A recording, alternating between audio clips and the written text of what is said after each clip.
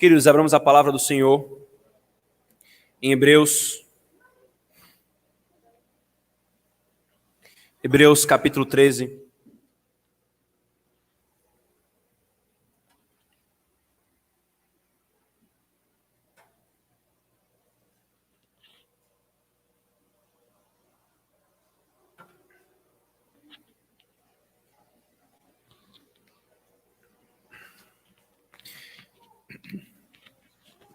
Hebreus capítulo 13, nós leremos, irmãos, e exporemos essa noite do versículo 9 ao versículo 16.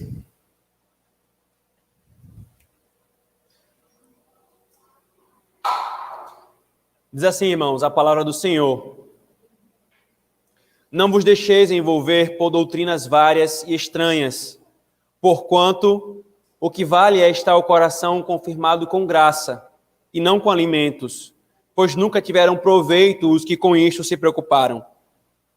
Possuímos um altar, do qual não tem direito de comer os que ministram no tabernáculo, pois aqueles animais cujo sangue é trazido para dentro do Santo dos Santos pelo sumo sacerdote, como oblação pelo pecado, têm o corpo queimado fora do acampamento. Por isso, foi que também Jesus, para santificar o povo, pelo seu próprio sangue, sofreu fora da porta.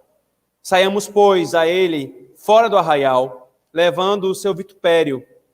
Na verdade, não temos aqui cidade permanente, mas buscamos a que há de vir. Por meio de Jesus, pois, ofereçamos a Deus sempre sacrifício de louvor, que é o fruto de lábios que confessam o seu nome. Não negligencieis igualmente a prática do bem e a mútua cooperação, pois com tais sacrifícios Deus se compraz. Amém. Oremos, irmãos.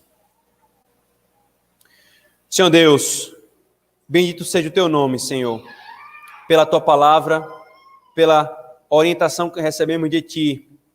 Agora, Senhor, nós aprenderemos sobre os sacrifícios que realmente agrada a ti, Senhor.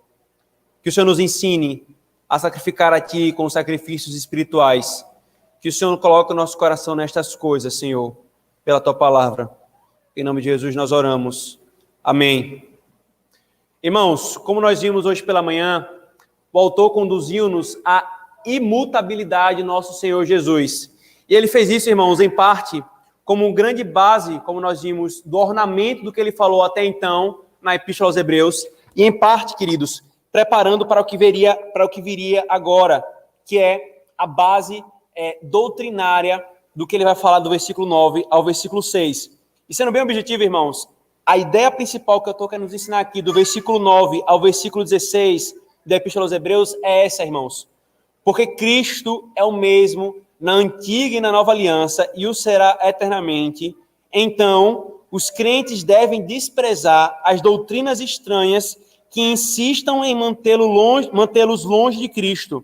Eles devem antes seguir a doutrina e a vida cristã centrada em Cristo. É isso, irmãos, que o autor vai nos ensinar aqui.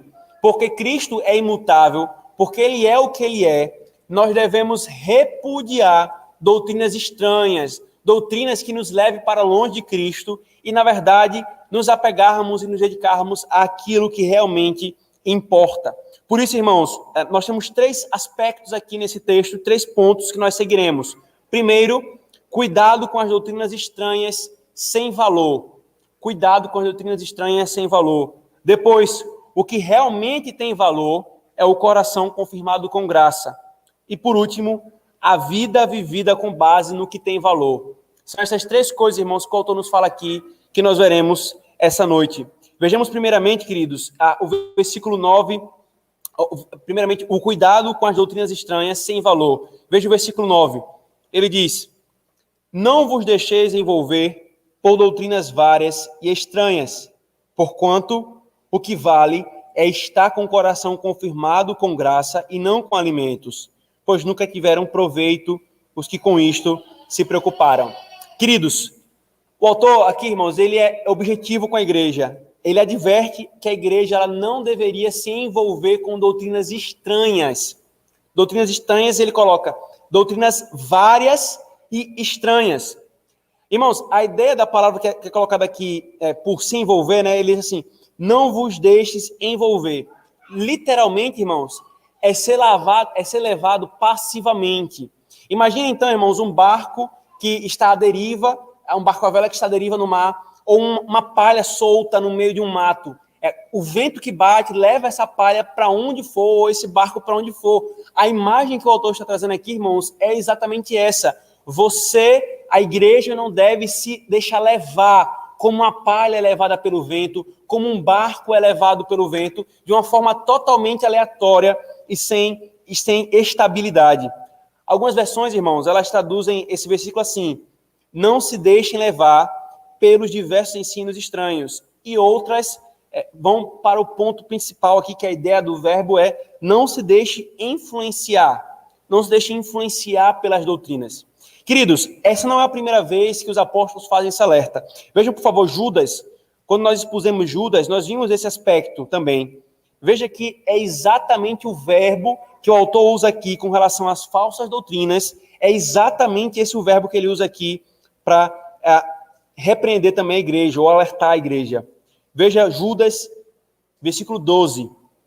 Judas, versículo 12.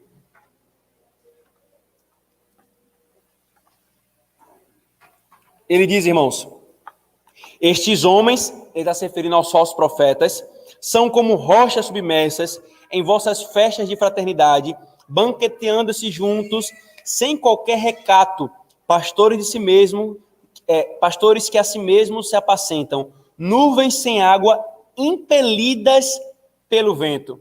Irmão, é exatamente esse verbo que o autor usa aqui, irmãos. Uma nuvem que é impelida pelo vento. São esses falsos mestres, frívolos, sem base, sem estabilidade doutrinária. E ele fala, igreja, não sejam assim.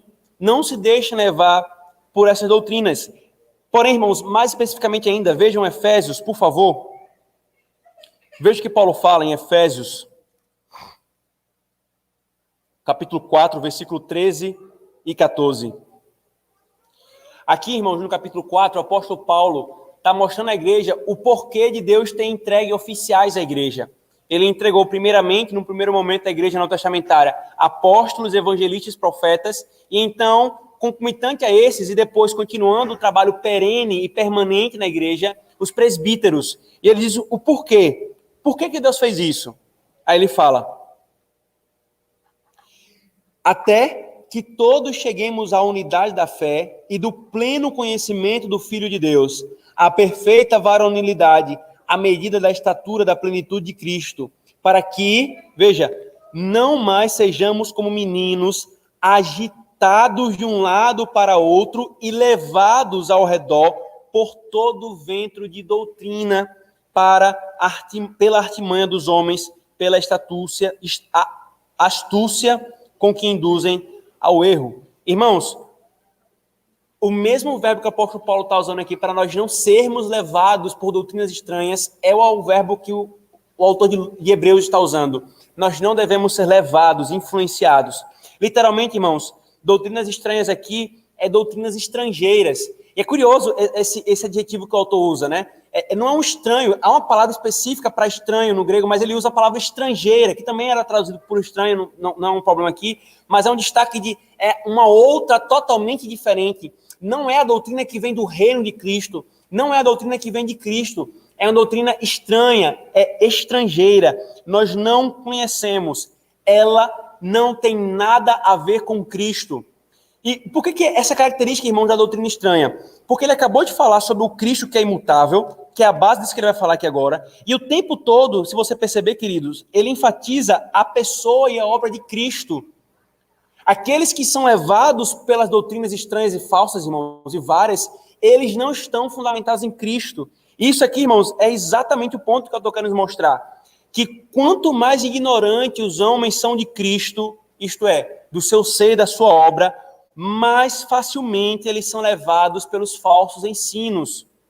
Quanto mais alheios e desconhecedores da obra de Cristo, do seu ser, mais eles são levados pelo falso ensino. Irmãos, um crente que conhece o seu Senhor e a palavra do seu Senhor, ele não é levado por falsos ensinos, por falsas exegeses, por falsas interpretações, porque ele sabe e ele vai julgar todas as doutrinas com base na obra e no ser de Cristo. Todos os desvios religiosos, irmãos, todos os desvios teológicos, eles têm a sua origem no fato de não se fundamentarem somente em Cristo. E esse é um grande critério, irmãos, para nós julgarmos uma doutrina. Em o que ela flui e corresponde à obra e ao ser de Cristo. Em o que essa doutrina afronta ao ser de Cristo. Isso que esse pregador está falando, afronta a Cristo de alguma forma. Isso que ele está falando está fundamentado na obra de Cristo, no que Cristo é e no que Cristo fez. Isso promove a santidade verdadeira, a santidade evangélica. O autor aos Hebreus, irmãos, está mostrando exatamente que as doutrinas que esses crentes estavam sendo tentados não tinham nada a ver com Cristo. Eram estranhas e eram várias, irmãos. Sabe por que eram várias, irmãos? Porque o erro, querido, ele é variado. Não há uma única forma de adulterar as verdades da Escritura Sagrada, irmãos. A história tem mostrado, e os nossos dias têm mostrado que há inúmeras formas de adulterar a palavra de Deus. Isto é, adulterar o ensino da palavra de Deus. Para mentir, irmãos, e para o erro, as formas são variadas, mas a verdade é uma só. A verdade é uma só. Ele, então, irmão, descreve que falsas doutrinas são essas. Ele diz, primeiro, as dietas. Veja o final do versículo 9. O coração deve ser confirmado com graça e não com alimentos, pois nunca tiveram proveito os que com isso se preocuparam. Veja, irmãos, aí vem um outro ponto, os sacrifícios. Do versículo 10 ao versículo 13, o autor faz referência aos sacrifícios, pois possuímos o altar do qual não tem direito de comer os que ministram o tabernáculo. Está fazendo referência aos sacerdotes levíticos. E aí o versículo 11, pois aqueles animais cujo sangue era trazido, etc. Então, um último elemento dessas doutrinas, irmãos, é veja o versículo 14. Na verdade, não temos aqui cidade permanente, mas buscamos aqui a de vir. Irmãos, o autor elenca aqui diversos pontos que os judeus perseguiam os judeus que haviam se convertido. Quais eram os pontos? Vocês não estão guardando as dietas cerimoniais. Vocês agora estão comendo os animais que eram proibidos na lei. Ou então, vocês agora não estão mais sacrificando animais. Vocês estão agora dizendo que Jesus Cristo é o sacrifício perfeito. Ou ainda, muitos desses irmãos, queridos, poderiam estar perdendo o direito das suas terras. Quando eles criam em Cristo, irmãos, muitos deles eram expulsos de Jerusalém e muitos deles perdiam o direito à herança das terras, queridos. Ou seja, você recebia, quando você era judeu, querido, você fazia parte de um clã, de uma família, você tinha direito a receber aquela herança. Quando aqueles crentes judeus estavam abraçando a Cristo e abandonando o judaísmo, eles então passaram a perder os direitos na terra. Então o autor está falando, esses judeus estão tentando lhe perseguir e lhe atazanar o juízo, nós pudéssemos falar no nordestinês, por causa de dietas, sacrifícios e cidades. Mas essas doutrinas não têm nada a ver com Cristo.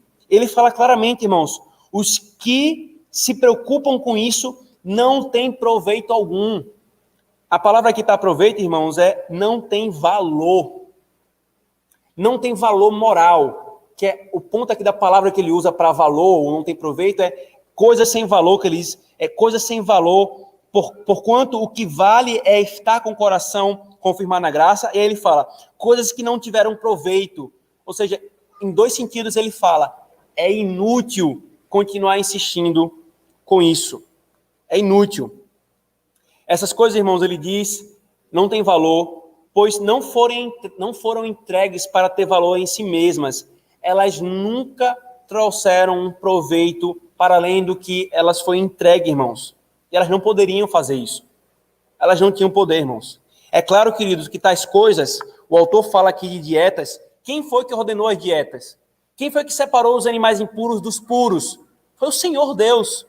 Foi o Senhor Deus que instituiu os sacrifícios. Foi o Senhor Deus que instituiu as cidades. O clã de Dan vai ter uma cidade, o clã de Efraim vai ter uma cidade, vai ter uma porção de terra, o clã de Judá vai ter uma porção de terra, o clã de Benjamim vai ter outra porção. Foi ele que fez tudo isso, irmãos. Só que o grande ponto que o autor está falando aqui é que essas coisas tiveram o seu papel porque foram feitas para ser momentâneas, para apontarem para verdades maiores e mais gloriosas e permanentes. O ponto é que chegou a verdade gloriosa, maior e permanente.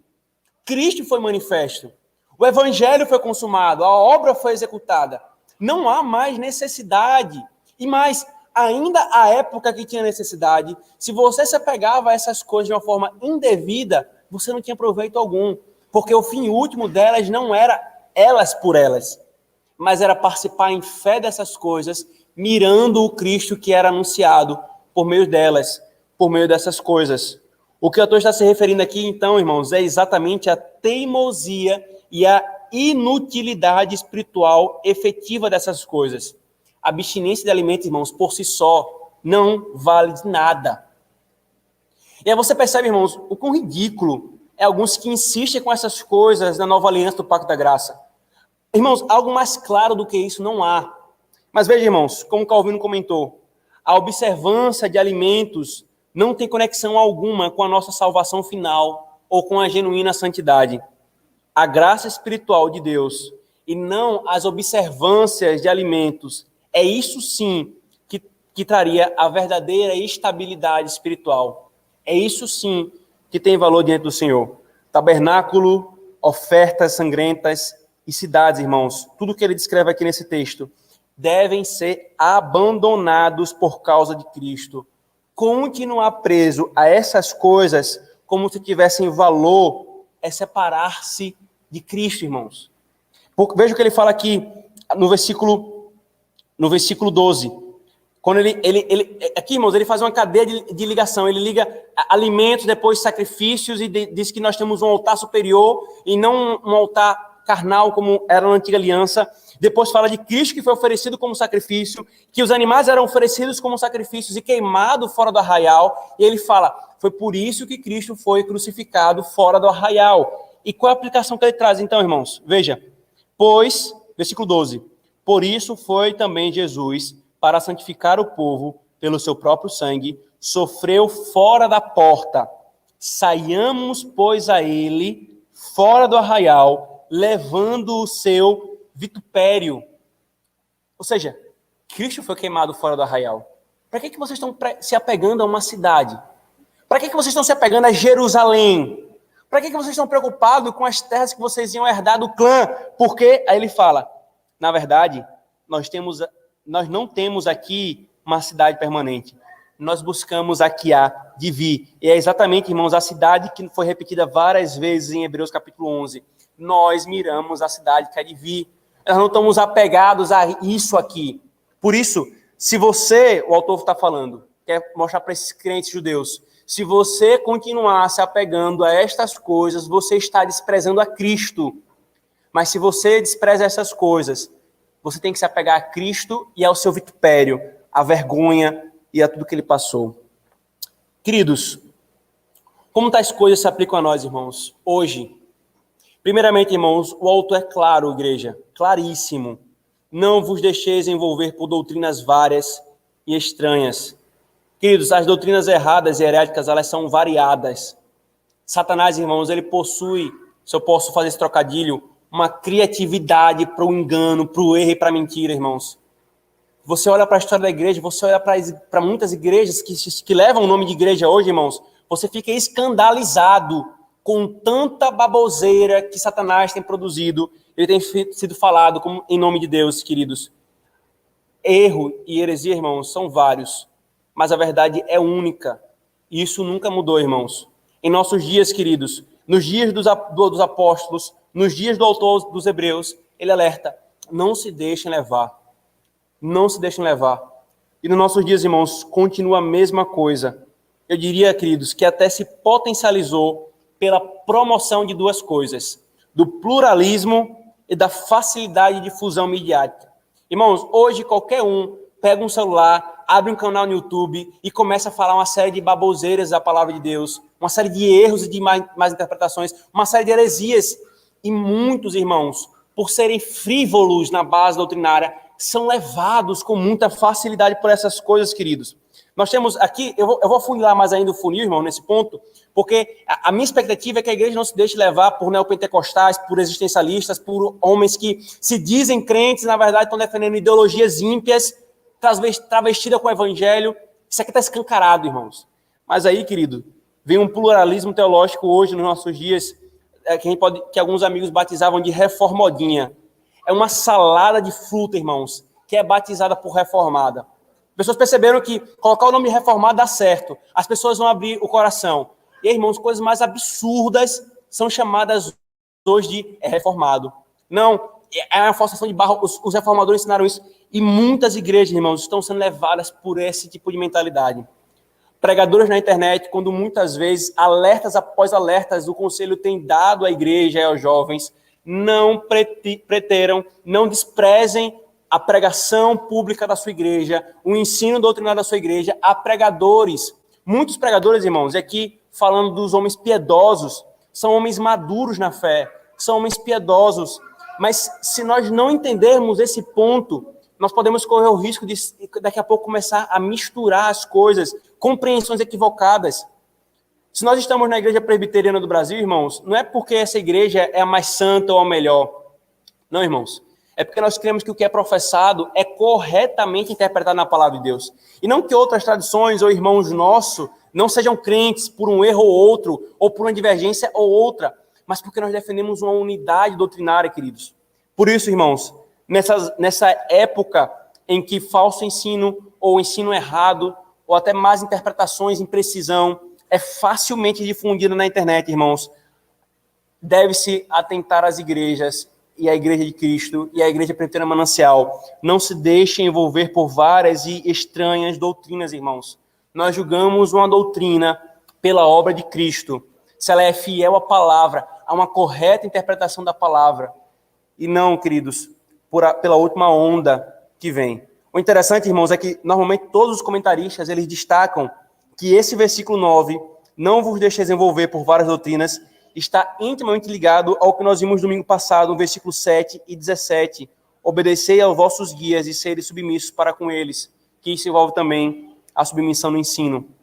Ainda, irmãos, na prática, queridos, esse texto nos ensina um padrão definidor de doutrinas estranhas. Como definir doutrinas estranhas, queridos? Como que isso deve ser feito? E aqui, irmãos, é que percebemos a necessidade de credos e confissões. Louvado seja o Senhor, irmãos, porque a Presbiteriana Manancial do Natal nunca teve dificuldade em entender a necessidade disso. Nunca foi ou caiu na falácia de se levantar achando que ter credo ou confissão é colocar igual a Bíblia, como muitos presbiterianos têm feito. Mas isso aqui, irmãos, nos mostra que nós temos exatamente a necessidade de um critério que defina o que é doutrina estranha, o que não é doutrina estranha. Um testemunho de Jeová se levanta dizendo, o que eu estou ensinando é bíblico. Um presbiteriano se levanta e diz, eu estou ensinando é bíblico. Ou como nós vamos ver aqui também numa das aplicações, um adventista vai se levantar e dizer, o que eu estou ensinando é bíblico. Ora, todo mundo vai se levantar para dizer isso. O ponto é se você está interpretando o texto corretamente. E como é que eu interpreto o texto corretamente? Há uma série de regras hermenêuticas que nos mostram isso. Há uma consideração dos originais, uma consideração de contexto, consideração literária. E há um outro ponto que se esquece, irmãos.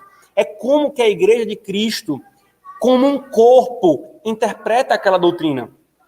Nós não somos romanistas para considerarmos a tradição em um ponto indevido, irmãos. Mas nós somos reformados, que entendem o papel da correta interpretação ao longo da história. E como é que nós recebemos a interpretação corporativa da igreja de doutrinas e textos bíblicos, irmãos? Pelos credos e as confissões. É por isso, irmãos, que uma igreja reformada é uma igreja subscritora de um padrão de fé, porque há um critério objetivo. Qualquer um que se levante dizendo não há Deus, ateísmo, ele vai ser condenado. É uma doutrina estranha. Ou qualquer um que se levante e diga, Jesus Cristo não é Deus, é apenas homem, é condenado. Ou qualquer um que diga, a palavra de Deus não é suficiente, está errado. Os dons de revelação continuam, está errado. O dia do Senhor não é mais o domingo, é qualquer dia, fica à vontade para fazer o que você quiser, está errado. São critérios claros de definição, irmãos, de doutrina estranha. Se deixar levar, queridos, no final, por um pluralismo teológico, resultará, irmãos, em prejuízo grandíssimo para as igrejas.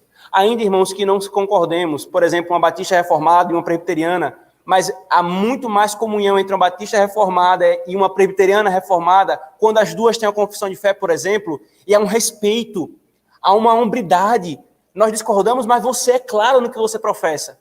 Do que, irmãos, muitas vezes no meio da presbiteriana, pessoas que juraram, professaram isso, mas na verdade, irmãos, são extremamente e resistentemente contra a confessionalidade da igreja, irmãos. Ou então reinterpretam a seu bel prazer determinados trechos. Ou então dizem apoiar na frente e, na verdade, não ensinam nem praticam. E pior, além de fazer tudo isso, às vezes perseguem com neologismos aqueles que defendem tais coisas. Irmãos, cuidado. Cuidado quando vocês verem esse tipo de padrão. Cuidado quando vocês verem um ministro ou um presbítero fazendo esse tipo de coisa, irmãos. Se levantando para dizer que não, a confissão de fé não os catecismos não os credos não. A história tem mostrado quais são os que têm se levantado com esse tipo de discurso. É porque querem tirar essas coisas e colocar a sua própria doutrina, o seu próprio ensino, o seu próprio coração. Não se deixem levar por doutrinas estranhas, irmãos.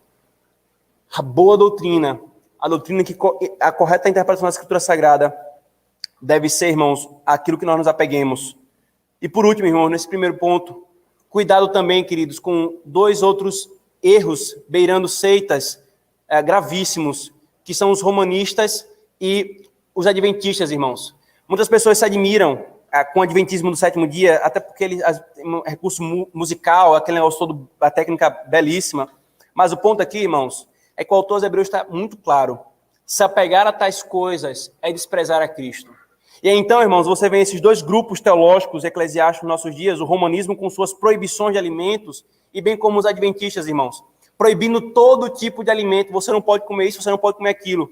Ou então, a igreja romana inventou um dia, a sexta-feira da paixão, a sexta-feira santa, e disse que não sei de onde que você não pode comer carne naquele dia. Não pode comer uma carne, tem que comer peixe. Irmãos, essas restrições alimentares, o autor está falando, no contexto da nova aliança, não vale de nada. Não vale nada. Ah, mas está na Bíblia. Está na Bíblia, na antiga aliança, com um papel revelacional muito claro. Depois que Cristo se manifesta, essas coisas perdem o seu valor. Deus não está se contradizendo, Deus está dizendo, o que eu fiz porque eu estava lhes ensinando uma verdade importante. É como uma pessoa que está aprendendo a andar de bicicleta, de rodinha, aprendendo a andar de bicicleta, aí precisa andar de rodinha, e depois que aprende a andar de bicicleta, ainda quer continuar andando as rodinhas. E não, mas meu pai me falou que eu tenho que botar rodinha. Meu filho, você aprendeu a andar. Você não precisa mais de rodinha. Tira as rodinhas. E tudo isso, irmãos, que eu tenho falado na Epístola aos Hebreus, é essa imagem. Deus entregou com uma finalidade. Eram rodinhas, ensinando a igreja a andar, a aprender as coisas acerca de Cristo. Revelação após revelação, progressivamente sendo alimentada aquela verdade, aquele ensino, até que Cristo chegasse. Depois, irmãos, não vale de nada. Não se deve se apegar a estas coisas, a alimentos, como se isso tivesse algum ponto importante para a nossa salvação. Segundo, irmãos, o autor diz claramente, não se deixe envolver por aquilo que não tem valor. Mas ele também fala, irmãos, o que é que tem valor. Veja o versículo 9 ainda, por favor.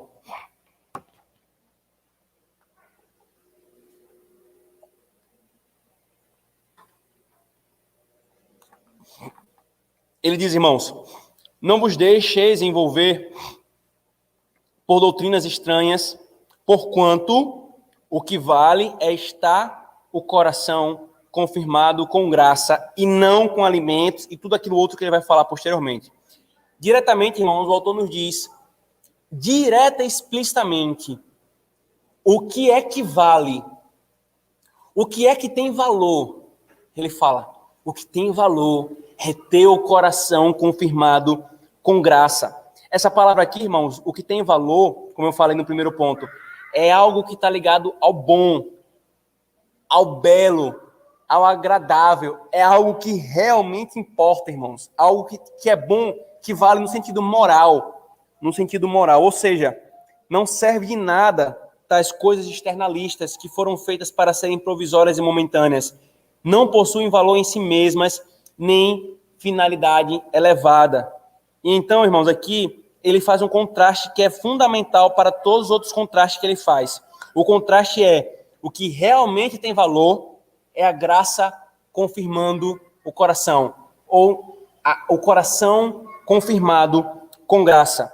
A palavra aqui, irmãos, para confirmado significa estável, firme, certo, seguro, ratificado. O coração confirmado com graça é o coração que é ratificado, que é estável na graça, queridos. Ou seja, irmãos, é ter com certeza e segurança a graça de Deus em nossa vida, em nossa alma. Isso aqui, irmãos, é posto no passivo. Veja que interessante, ele fala, o que importa é ter o coração confirmado com graça.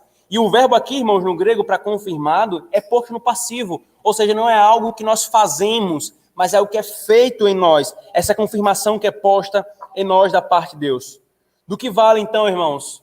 Do que vale um profundo conhecimento da palavra e da teologia reformada sem o coração confirmado na graça, irmãos? Do que vale isso? Do que vale, então, irmãos, os que amam se levantar e dizer eu tive tal e tal experiência, se o coração não estiver confirmado com graça? Do que vale, queridos, congregar em uma igreja na qual todos buscam a fidelidade à palavra, sem o coração confirmado com graça? Do que vale, irmãos, anos de caminhada como membro de uma igreja, sem o coração confirmado com graça? Não vale de nada, irmãos. E não me entendam mal, queridos. Eu não preciso enfatizar e nem destacar. Eu creio que os irmãos já ouviram o suficiente desse púlpito que tais coisas como conhecimento da palavra, congregar em uma igreja zelosa, etc., tudo aquilo que é bom é fundamental, é indispensável. Desprezar tais coisas é que é pecado, irmãos. Eu não preciso enfatizar tanto isso. Porém, irmãos, essas coisas sem um coração confirmado com graça não valem de nada. Não valem de nada. Mas o coração com a graça, confirmado na graça, isso traz imensurável proveito. E o que é então, irmãos, ter o coração confirmado com graça? Como nós vimos, irmãos, a ideia de confirmado é algo que é ratificado, que está firme, que está estável. A ideia, então, irmãos, de confirmado na graça, ou confirmado na fé, na verdade, no testemunho de Cristo, no próprio Cristo, é repetido recorrentemente pelos apóstolos. 1 Coríntios 1, 6, Colossenses 2, 7, 2 Pedro 2, 12.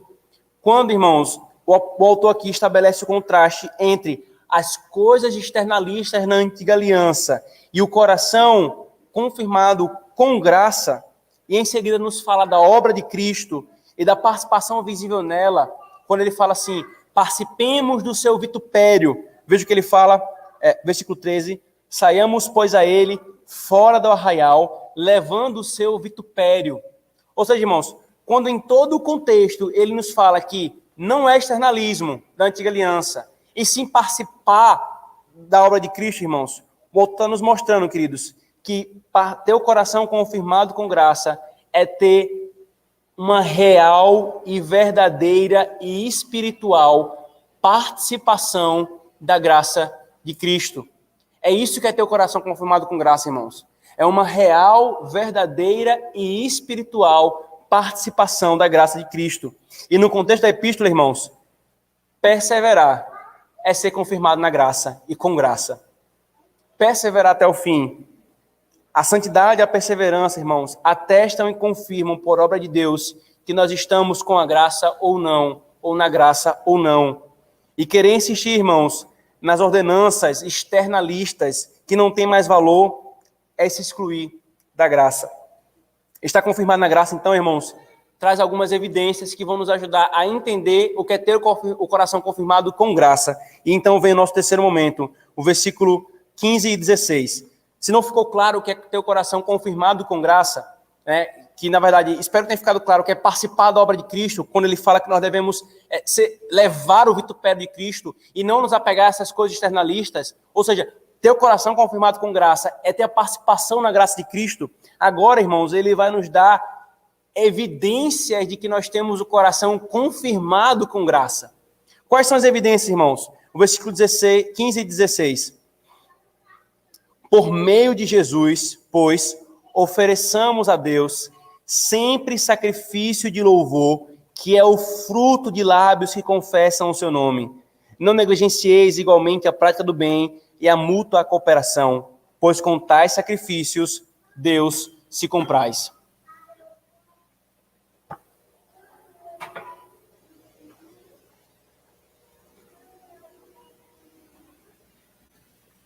Depois, irmãos, de nos dizer o que é e o que não tem valor, não sacrifícios carnais, dietas ou cidades, não coisas externalistas, mas ter o coração confirmado ou firmado com graça, ele nos mostra, irmãos, como se deve viver uma vida com base no que tem valor.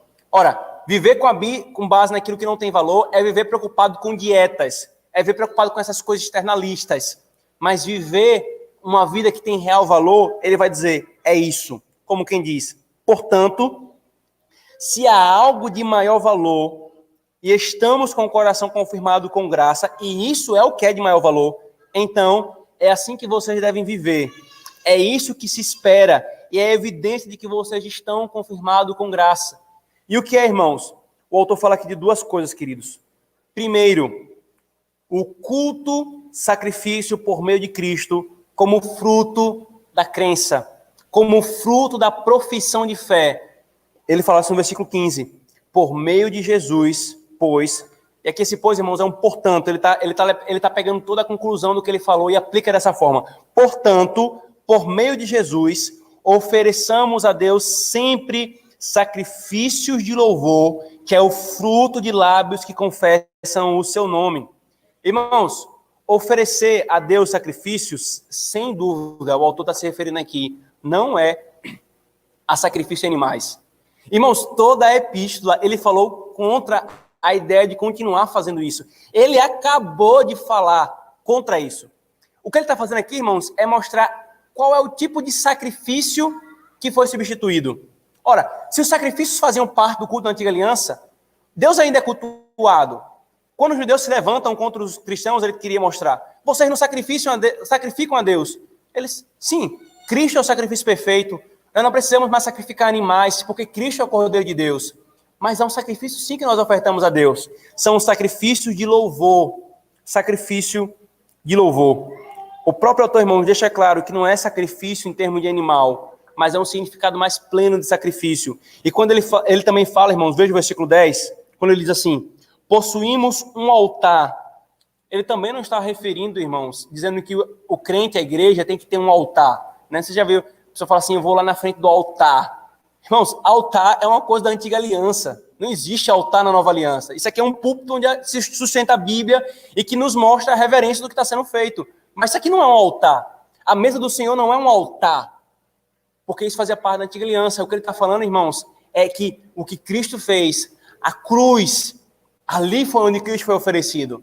Ali é o nosso altar, que não participa dele aqueles que não estão em Cristo, aqueles que se apegam às coisas externalistas, que era no caso aqui dos judeus. Que tipo de sacrifício é esse então, irmãos? Ele diz que o primeiro sacrifício, são dois sacrifícios que ele fala aqui, irmãos, que os crentes fazem, aqueles que estão com o coração confirmado com graça. 2, o primeiro são os sacrifícios de louvor. Abram, por favor, irmãos, Oséias.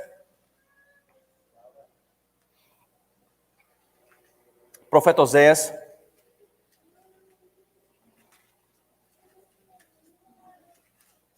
Capítulo 14.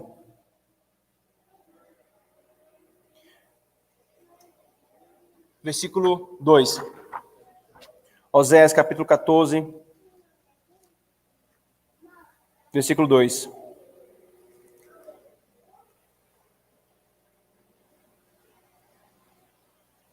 Veja o que o profeta diz. Tende convosco palavras de arrependimento e convertei-vos ao Senhor. Dizei-lhe, perdoa toda a iniquidade, aceita o que é bom, e em vez de novilhos, os sacrifícios dos nossos lábios. Irmãos, esse texto aqui está sendo lido na antiga aliança. Esse é o primeiro texto que a gente vai ler agora, que nos mostra que desde o princípio o Senhor não intentava um fim em si mesmo em sacrifício de animais. Eles eram para uma finalidade muito clara, era apontar para Cristo. Aqui ele fala claramente, não fiquem procurando oferecer novilhos após novilhos, como se isso fosse o ponto principal. Ofereçam porque eu mandei, ofereçam porque quando vocês veem um novilho sendo oferecido, vocês estão contemplando o Cristo que será oferecido. Mas não é isso que eu quero é sacrifício dos seus lábios. Veja, por favor, irmão, Salmo 50, por favor. Salmo 50.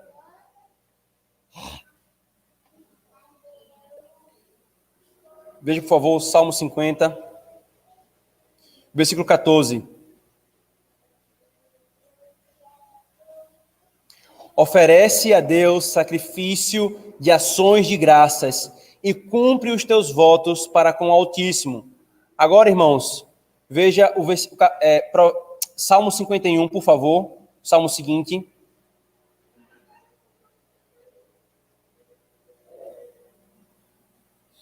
Versículo 17.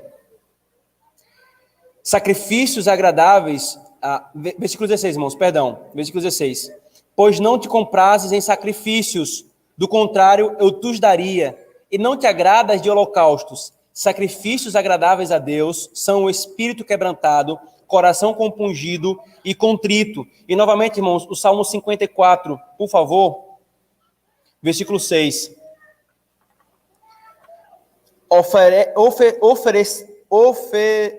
Oferecer-te-ei voluntariamente sacrifícios, louvarei o teu nome, ó Senhor, porque é bom. Perceba, irmãos, todos esses textos que nós lemos ainda na Antiga Aliança apontam intimamente a relação dos sacrifícios que realmente agradam a Deus com esse ponto que o autor está falando aqui. O sacrifício que, desde a Antiga Aliança, deveria estar presente, e agora muito mais com a revelação de Cristo, são sacrifícios dos vossos lábios, sacrifícios de louvor, sacrifícios de louvor. Ou seja, irmãos, o culto, querido, o culto que nós prestamos a Deus, o que nós estamos fazendo agora, irmãos, é um sacrifício de louvor ao Senhor. O que nós começamos com a Santa Convocação como iniciativa de Deus e que será terminado com a bênção do próprio Deus sobre a sua igreja, é aquilo que a igreja está ofertando a Deus como um sacrifício. Culto, irmãos, não é para ser assistido. É por isso que não existe culto online. Porque culto não é algo que você fica sentado lá assistindo. Culto é algo que você participa corporativamente. Culto não é aquilo que você senta, fala assim, eu assisti o culto, eu gostei do culto, o culto me agradou. Foi tão legal. Culto é o que você faz. O que nós estamos fazendo, irmãos, corporativamente aqui, é oferecendo um sacrifício a Deus, não derramando sangue pelo chão de animais, mas é os nossos lábios louvando ao Senhor. Aí os irmãos entendem por que eu sou tão insistente em falar, irmãos, cantem. Não fique com vergonha na sua voz, não, a sua voz é linda, não importa. Cantem, você está louvando ao Senhor, você está sacrificando louvores ao Senhor. Você está pegando aquilo que essencialmente lhe mantém vivo, o ar, e oferecendo a Ele. Senhor, Tu és digno de receber isso. Mais do que o grito de gol do meu time favorito, mais do que o grito de ganhamos a Copa do Mundo, mais do que o grito quando o meu político ganhar. É o louvor que eu ofereço ao Senhor no culto. Sacrifício de louvor. Não é a primeira vez, irmãos, que isso é utilizado na Escritura Sagrada. Veja 1 Pedro, não precisa abrir, eu vou abrir rápido. 1 Pedro 2, versículo 5, o apóstolo diz: também vós mesmos, como pedras que vivem, sois edificados casa espiritual, para ser de sacerdócio santo, a fim de oferecer de sacrifícios espirituais agradáveis a Deus, por intermédio de Jesus Cristo. Sacrifícios espirituais. Não sacrifícios carnais, como a igreja de Roma quer continuar ensinando. Não aquilo que os judeus estavam insistindo que esses crentes deveriam voltar. Sacrifícios espirituais. E aqui, irmãos, Pedro está se referindo ao culto. Agora venha para Romanos capítulo 12. Esse eu quero que a igreja abra. Romanos 12, versículo 1. Por favor, Romanos 12, versículo 1.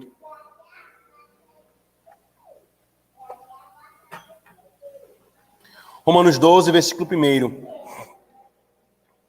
Ele diz, Paulo diz: rogo-vos, pois, irmãos, pelas misericórdias de Deus, que apresentei o vosso corpo por sacrifício vivo, santo e agradável a Deus, que é o vosso culto racional. Qual é o sacrifício da nova aliança? O culto que a igreja presta. Qual é o sacrifício da nova aliança? A nossa vida sendo dada ao Senhor. É o culto que nós prestamos a Ele. É um sacrifício vivo, santo e agradável a Deus. Não a nenhum homem, irmãos. E aí vocês entendem por que é ridículo as igrejas que ainda insistem em fazer um culto centrado no homem. É homenagem disso, é homenagem daquilo. É música centrada no homem, no seu coração, no seu ego, nos seus sonhos. Não desista dos seus sonhos. Vira para o teu irmão e diz, o tempo todo enfatizando homem, homem, homem. Nós não estamos oferecendo sacrifício a homens, irmãos. Nós estamos oferecendo sacrifício a Deus.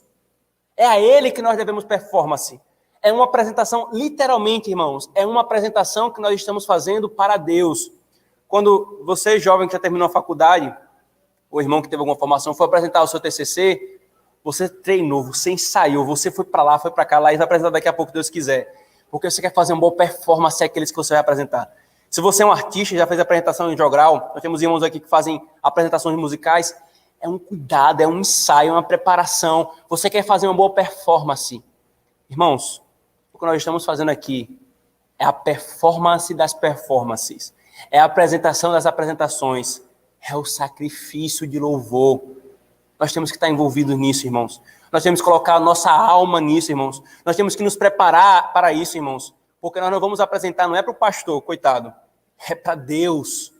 É para Ele, irmãos, que nós vamos apresentar. Quando esse sacrifício deve ser feito, irmãos? Sabe quando? Veja o versículo 15 novamente. Por meio de Jesus Cristo, pois ofereçamos sempre sacrifícios de louvor. O culto público, irmãos, e a vida de oração, ela sempre deve ser feita.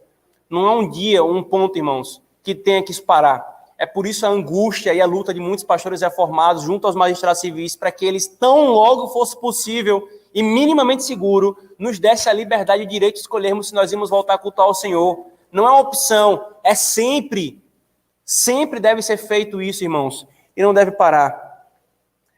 Como consequência do que, irmãos? Ele fala, como consequência de frutos, de lábios que confessam o nome do Senhor Jesus Cristo. E aqui vem um ponto, irmãos.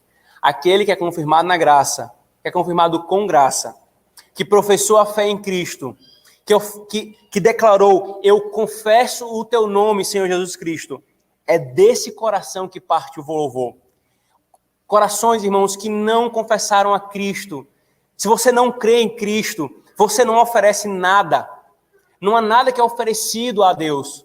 Porque esse culto, ele vem de um coração que confessa o nome de Cristo. E aqueles que confessam o nome de Cristo têm por marca inegociável, indubitável, que eles cultuam a Deus. Que eles cultuam a Deus. É extremamente esquisito, irmãos, ver crentes, como eu estava conversando esses dias com o irmão da nossa igreja, crentes de outras igrejas que ele conhece, que estão achando bom, estavam achando e ainda estão, porque algumas igrejas não voltaram ou estão insistindo que as pessoas fiquem em casa, ficar sem culto. Igrejas que até voltaram às suas atividades com o mesmo padrão de limitação de distância, um número reduzido, e quando você vai ver, os crentes estão faltando os cultos, porque estão com medo do coronavírus, mas estão indo para a praia, estão passando no shopping, estão viajando. Um lábio que professou o nome de Cristo, irmãos, que está confirmado na graça, o autor está falando, flui o louvor, flui a necessidade de adorar a Deus. Ele não vê o culto como simplesmente um ritual religioso. Ele vê algo como necessário. É um rio que está jorrando, que precisa ter um canto para desembocar. E é isso, irmãos, que o autor está falando. E por mediação de quem, queridos? Ele fala claramente, por meio de Jesus Cristo. Nós não podemos invocar a Deus, irmãos, e glorificar o seu nome, a não ser pela mediação de Cristo como único mediador. Somente por meio dele, irmãos, é que os nossos lábios são santificados para nós oferecermos sacrifícios que agradem ao Senhor. É pelo ofício sacerdotal de Cristo, queridos, que esses louvores agradam ao Senhor. Nós oferecemos a Deus, irmãos, não sacrifícios materiais, que Cristo tornou totalmente supérfluo, mas uma confissão sincera de louvor, quando nós adoramos a Deus, porque Ele é digno. Esse é o primeiro sacrifício, irmãos, que tem valor. E o último sacrifício, irmãos, está no versículo 16. Não negligencieis igualmente a prática do bem e a mútua cooperação, pois com tais sacrifícios Deus se compraz. E novamente aqui a palavra sacrifício é apresentada, irmãos. O primeiro tipo de sacrifício que tem valor e que a igreja tem que buscar é o culto, é a vida de oração. O segundo, irmãos, é o que a gente poderia chamar de vida-sacrifício. O que é isso, queridos? O segundo tipo aqui, irmãos, que é agradável a Deus e que nasce de um coração que foi confirmado na graça, é a prática do bem e a cooperação mútua. Deus se agrada disso, irmãos. Em outras palavras, queridos, é um sacrifício da vida. A prática do bem, irmãos, é fazer o bem ao outro. E aqui, irmãos, a ênfase do autor sempre tem sido o contexto da comunidade dos crentes. É você servir ao outro, é a cooperação mútua, é você trabalhar um em favor do outro, um servindo ao outro, um dando a sua vida ao outro. Irmãos, não pense em outra coisa. Serviço é isso. É você dar a sua vida pelo outro. Os irmãos que se dão para ajudar outros irmãos da nossa igreja que ficam doentes, aquele tempo não volta mais. Aquele tempo não volta mais. Mas sabe para quem foi aquele serviço? Para Deus, como um sacrifício de louvor.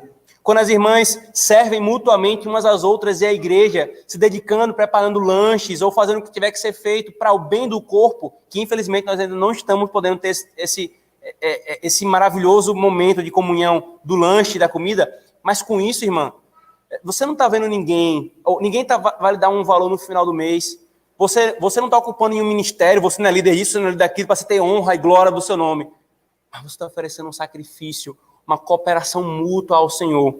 Você serve a sua igreja, a igreja serve você. O primeiro sacrifício, irmãos, a Deus, é resumido nisso: amor a Deus, adorar ao Senhor. O segundo sacrifício, amor ao próximo, dedicar-se ao próximo. Essa, irmãos, é exatamente a estrutura dos 10 mandamentos: amar a Deus e amar ao próximo. Em suma, irmãos, obedecer a Deus, cultuar ao Senhor e amar ao próximo é os sacrifícios que agradam ao Senhor. É o que consiste a vida aliança, irmãos.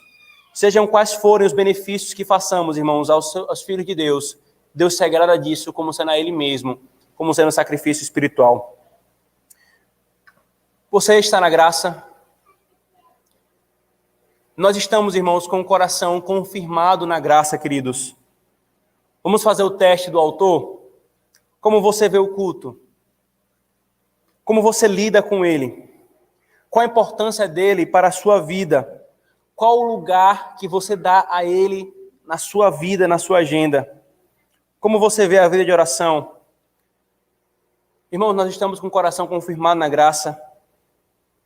Não que tais coisas, irmãos, nos façam estar na graça. Obviamente, irmãos, não seria o evangelho, seria a lei. Mas, irmãos, aqueles que estão com o coração confirmado com graça, essas coisas estão presentes. Amor a Deus, prazer pelo culto, prazer pela oração e amor ao próximo, serviço uns aos outros, servindo aos irmãos. Queridos, que nós desprezemos aquilo que tem pouco valor, que não tem nenhum valor e que nos traz proveito, e nos agarremos àquilo que tem realmente valor, que é estar o coração confirmado com graça. Amém. Oremos, irmãos. Senhor Deus, obrigado, Senhor. Obrigado porque a Tua palavra com clareza nos mostra aquilo que agrada ao Senhor. Nós poderíamos, Senhor, nos agarrar no engano do nosso coração, no engano de Satanás e na tolice dos homens, Senhor, a coisas externalistas, aquilo que foi feito para ser passageiro e transitório, Senhor, e então nos distanciarmos de Ti. Obrigado porque Tu nos ensinaste e tem nos ensinado, Senhor, na Tua palavra até aqui, que o que realmente vale, Senhor, é Cristo, é a Tua obra em nós, Senhor, é colocarmos nossa confiança tão somente em Cristo para a salvação, Senhor, e não nos agarrarmos a tais coisas externas sem valor, Pai. Que o Senhor nos dê a graça de, como igreja, oferecermos a Ti um culto, sacrifícios espirituais de louvor, no culto público, na vida privada, Senhor, em oração, culto doméstico, e também, Senhor, o serviço mútuo e a cooperação mútua, Senhor, sacrifícios que realmente agradam ao Senhor.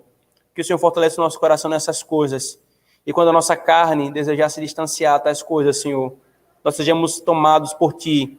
Capacita-nos, Senhor, dá-nos força a fazer aquilo que nós não podemos fazer por nós mesmos. Nós queremos agradar ao Senhor, porque nós já fomos aceitos por Ti. Ajuda-nos, Senhor, fortalece-nos. Nós oramos em nome de Jesus. Amém.